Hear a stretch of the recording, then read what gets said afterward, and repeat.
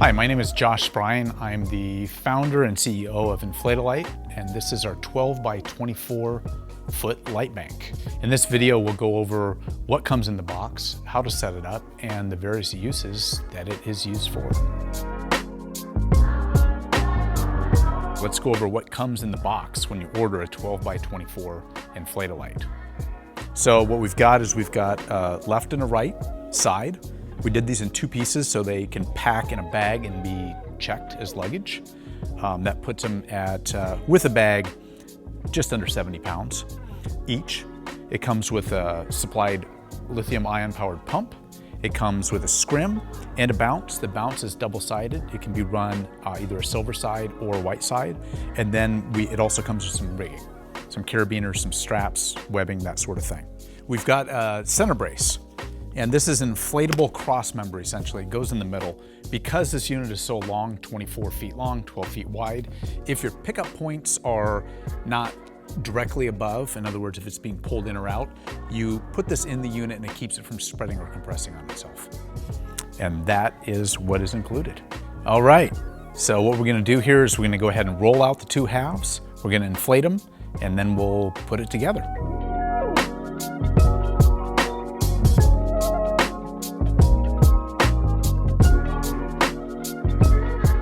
All right, so now we're gonna put air in the 12 by 24 InflateAlite. In this case, what we're gonna do is we're gonna go up to the first pound or so with a portable shop vac, blowing obviously. You can also use a leaf blower for this. It's just quick to get the low pressure volume in.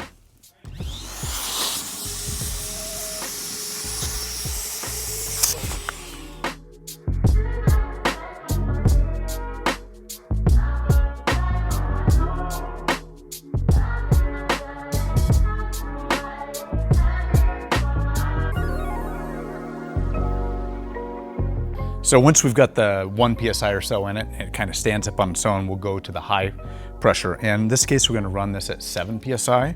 So I just turn on our pump. We're gonna set it down to 7 PSI. It gets plugged into the fill port.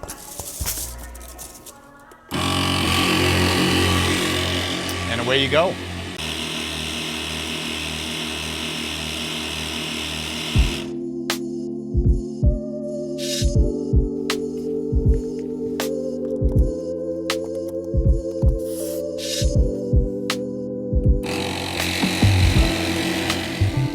All right, so supplied in the kit are the necessary straps you need to hook the two halves together. Is pretty basic. You just run the strap through the D-rings, which are super heavy duty, and then just through here. And what we want is the short end, so the short end of the L butts up to the inside of the long end. And that's how you know you've got that in the correct position. Just get these nice and tight. And repeat for the other side.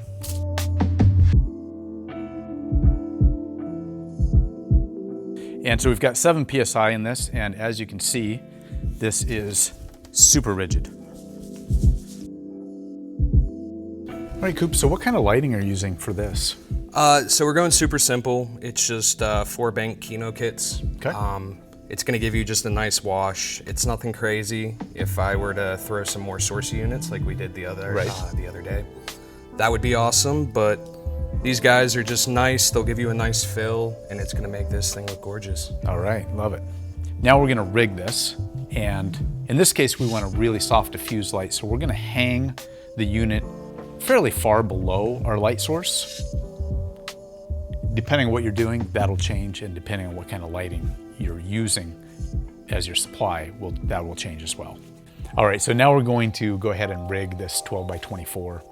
It's equipped with D-rings around the perimeter.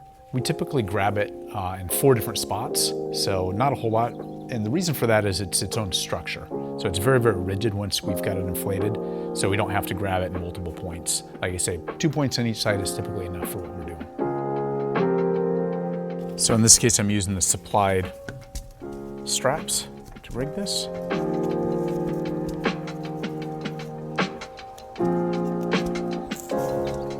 Ultimately, you want the pickup point centered as much as you can over the D-ring. Puts just less stress on everything. So there we are, nice and centered up. So with all of the InflateAlite products, we've got a white on the inside, and that's for bounce. So what that does, it helps reflect our light source down, through the scrim, which is what we want. And if you look at the outside, it's a matte gray, and the reason for that is we don't want reflections from the Lightbank on shiny objects like cars and things like that. So this just kind of makes it disappear. White on the inside helps with the light, and gray on the outside helps with the reflection. So around the perimeter of the interior of the box, we've got pigeon plate mounts. We've got a dozen of them here. And basically pigeon plates are aluminum plates that slide into here. They've got threaded inserts in them, and you can use them to mount different light sources. If you wanted to use this as a light bank and you wanted all the lighting contained in the unit, let's say you didn't want to hang it from a bar or something like that. In that case, you'd put your lighting units in, and then you would put the bounce fabric over the top, which contains the top and bounces light back down and through your scrim. So it would be a complete unit at that point, which I would call a light bank.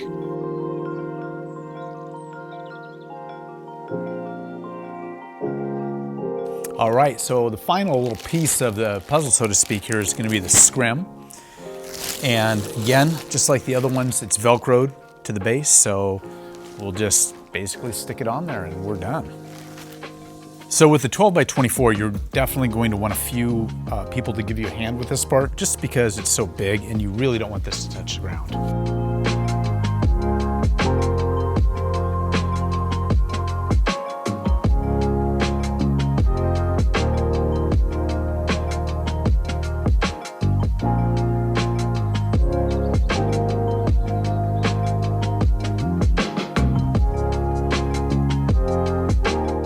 So who is this light for? And the answer to that is that I originally designed it for automotive use, so shooting cars essentially. And as soon as we had it done and out there in the world, we quickly realized that there was a good use for it on the cinema side of things. And so here we are today at Lex Studios in Lexington, Kentucky, lighting a set. You've got all sorts of flexibility with this unit because it's so lightweight, 100 pounds, because the setup is so quick. You can use this pretty much anywhere you can hang it. You could hang it from a tree if you wanted. You can hang it from a boom arm. I've got a boom arm on a Sprinter van that I use regularly to shoot things. You can hang it from the rafters. Basically, any point that you can attach that can hold 100 pounds, you've got a giant diffused light source.